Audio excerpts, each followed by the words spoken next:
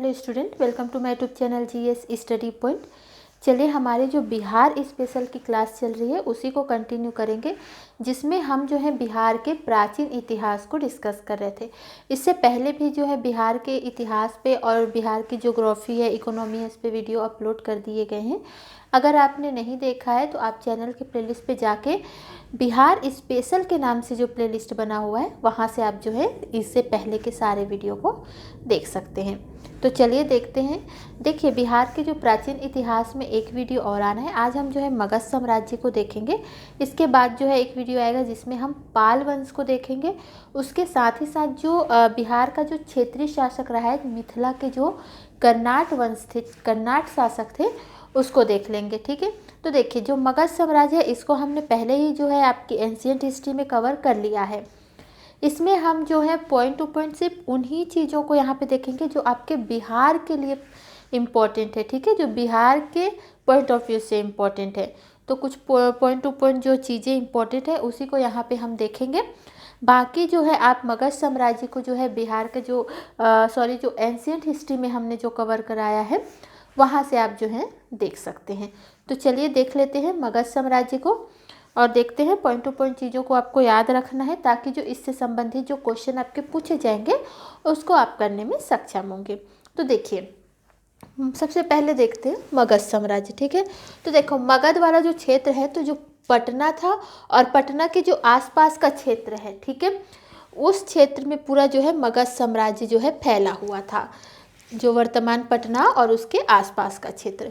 दूसरा पॉइंट आपको यहाँ से ये याद रखना है कि सबसे शक्तिशाली जो महाजनपद था वो ही कौन था, वो भी जो है आपका मगध था। ठीक है, तीसरा पॉइंट आपको यहाँ से याद रखना है कि मगध का सर्वप्रथम जो उल्लेख मिलता है वो किस में मिलता है, तो अथर्ववेद में मिलता है। और इस मगध साम्राज्य के जो संस्थापक रहे हैं वो कौन रहे हैं, बृहद्रथ रहे हैं। ठीक है, इसमें ये पता चलता है महाभारत से कि जो ये बृहद्रथ थे वो कौन थे, जरासंध के पिता थे। और महाभारत में ही ये बात हमें पता चलती है कि जो यहाँ पे आप देख सकते हैं ये है गंगा नदी। गंगा नदी के उत्तर में जो था विदेह था और गंगा नदी के जो दक्षिण में जो फैला हुआ था वो कौन सा था, तो मगध था। ठीक है, आगे अब देखते हैं। तो मगध साम्राज्य के अंतर्गत कुछ वंश है जिसको आपको याद रखना है। एक है आपका हर्यक वंश। ठीक है, दूसरा शिशुनाग वंश, नंद वंश और मौर्य वंश। इतनी चीज़ें याद रखनी है। अब हम यहाँ पे देखते हैं कि हर्यक वंश के अंतर्गत हमें कौन कौन सी चीज़ें याद रखनी है, कौन कौन से पॉइंट याद रखने हैं जहाँ से जो है आपके एग्जाम में क्वेश्चन पूछे जा सकते हैं। सबसे पहले याद रखना है कि जो हर्यक वंश है, तो हर्यक वंश का जो संस्थापक कौन था, तो बिंबिसार जो थे वो कौन थे, हर्यक वंश के संस्थापक थे।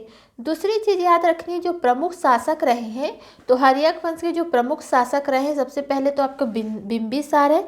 दूसरा आपको याद रखना है अजातशत्रु। तीसरा उदयन याद रखना है और जो अंतिम शासक थे वो थे आपके नागदशक।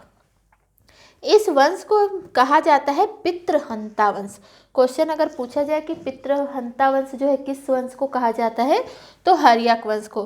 क्यों? क्योंकि इसमें जितने शासक हुए हैं उन्होंने जो है अपने पिता की हत्या करके जो है गद्दी प्राप्त की थी, इसलिए जो है इस वंश को जो है पितृहंता वंश कहा जाता है। अब शासक की तरफ बढ़ते हैं तो बिंबिसार के में आते हैं। तो बिंबिसार के अंतर्गत हमें क्या क्या चीज़ें हैं जो याद रखनी है। सबसे पहले याद रखना है, इम्पोर्टेंट है कि बिंबिसार ने जो है राजधानी बनाई थी राजगीर को। ठीक है, उसके बाद याद रखना इन्होंने जो है राज्य विस्तार की नीति के लिए सबसे क्या अपनाया है, तो विवाह को अपनाया था कि विवाह करके जो है ये जो है अपने राज्य का विस्तार करते थे।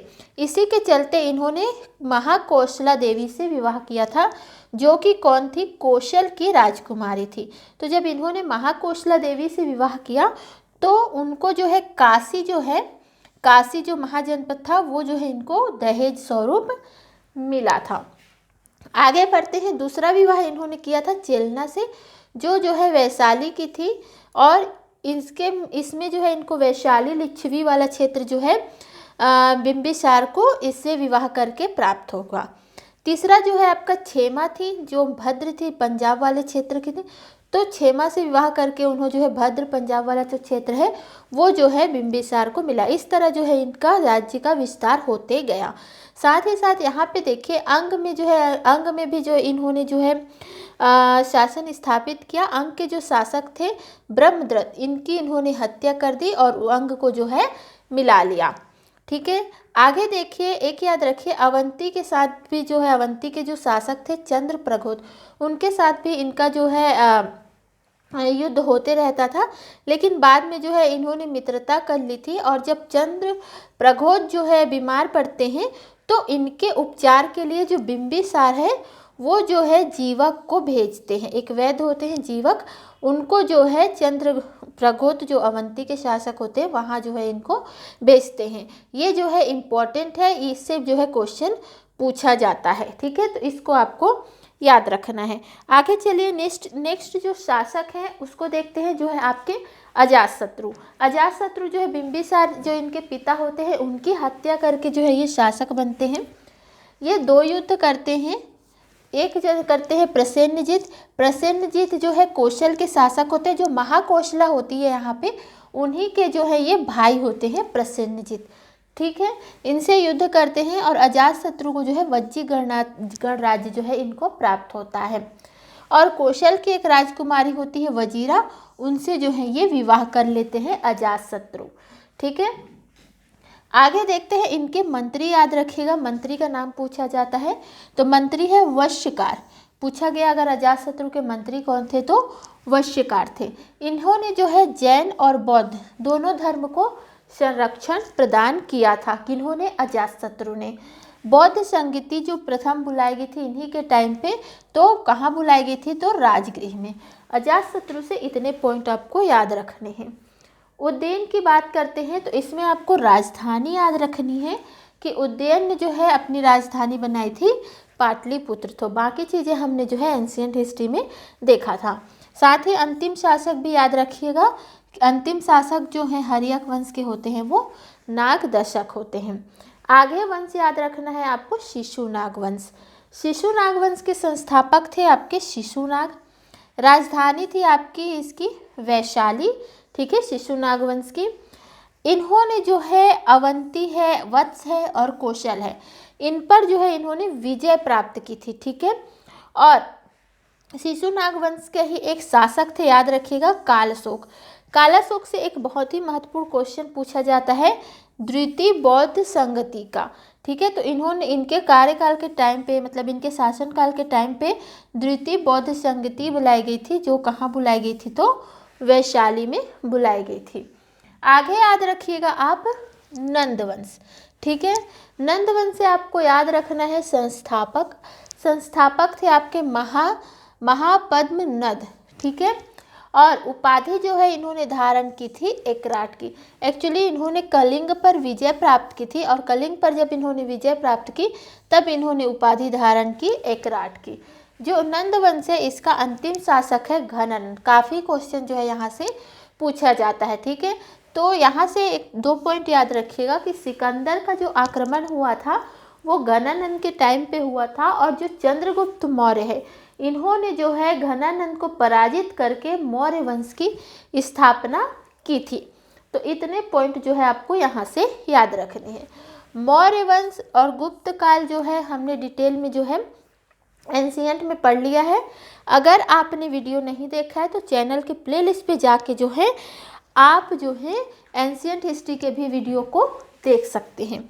ठीक है, आगे आपको क्या याद रखना है, एक पॉइंट याद रखिएगा नोट करके कि बिहार का एक स्थानीय शासक था अर्जुन। ठीक है, स्थानीय शासक थे अर्जुन। इन्होंने जो है चीनी यात्री जो आए थे उनको इन्होंने क्षति पहुंचाई थी। बस ये पॉइंट आपको याद रखना है। तो चीनी यात्रियों को किसने क्षति पहुंचाई थी तो यहाँ याद रखिएगा अर्जुन। ठीक है, तो इतनी यहाँ से जो है इतनी चीज़ें आपको याद रखनी है। नेक्स्ट वीडियो में हम जो है पाल वंश को देखेंगे। ठीक है जी, जिन्होंने मतलब धर्मपाल को देखेंगे, जिनके द्वारा जो है आपके विक्रमशिला है नालंदा की स्थापना की गई थी, और आगे चल के जो है बख्तियार खिलजी द्वारा जो है उसको ध्वस्त कर दिया जाता है।